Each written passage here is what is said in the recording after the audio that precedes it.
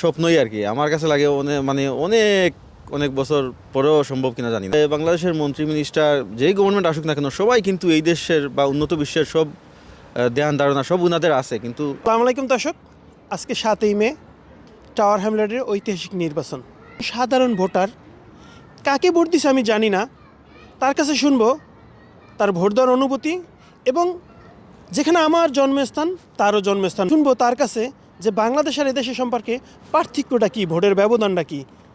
জি, আসসালামু আলাইকুম ভাই। ওয়ালাইকুম সালাম ভাই। ভাই আমি আব্দুল মমিন। আমি মিজানুর রহমান রুমান। রোমান ভাই ভালো আছেন? আলহামদুলিল্লাহ ভালো আছি ভাই আপনার জন্ম তো বাংলাদেশ? জি, বাংলাদেশ সিলেটেই আমার জন্য। সিলেটে জন্ম। জি জি। তাই বাংলাদেশের এই দেশের সম্পর্কে আমরা কি বাংলাদেশের মতো হতে পারি না? সেটা আসলে অনেক মানে স্বপ্নই আর কি। আমার কাছে লাগে মানে অনেক অনেক বছর পরেও সম্ভব কিনা জানি না এই এই যে কালচারটা চেঞ্জ করতে।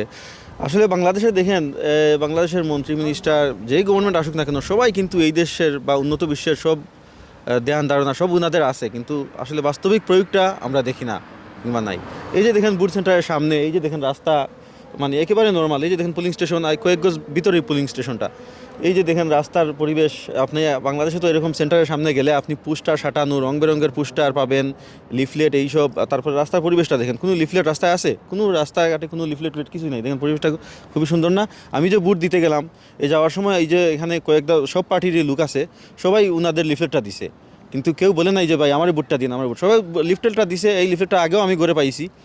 বুট সেন্টারে গিয়ে বুট দিয়ে আসলাম, পরেও তো কেউ জিজ্ঞেস করলো না ভাই কোথায় বুট দিচ্ছেন, কোন মার্কাতে দিচ্ছেন।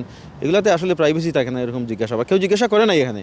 তো আমি চাই বাংলাদেশেও এরকম হোক, যাতে কোনো অনেক মানুষ আছে যে বাংলাদেশে আমরা নির্বাচন করে শুনি না যে এই মার্কাতে বুট দেওয়ার ফলে গড়ে গিয়ে গড় ভাঙা হয়েছে, নির্যাতিত মানুষকে নির্যাতন করা হয়েছে, ইভেন কি দর্শনও পর্যন্ত হয়েছে।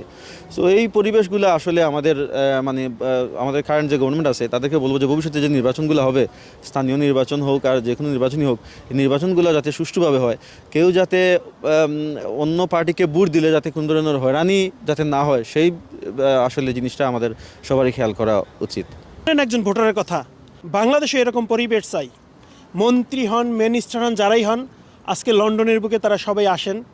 আমরা কি লন্ডনের মতো পরিবর্তন হতে পারি না? আসেন সবাই মিলে বাংলাদেশটাকে লন্ডনের মতো পরিবেশের ভোট দেওয়ার ব্যবস্থা করি। Abdul Momin, UK BD TV, London.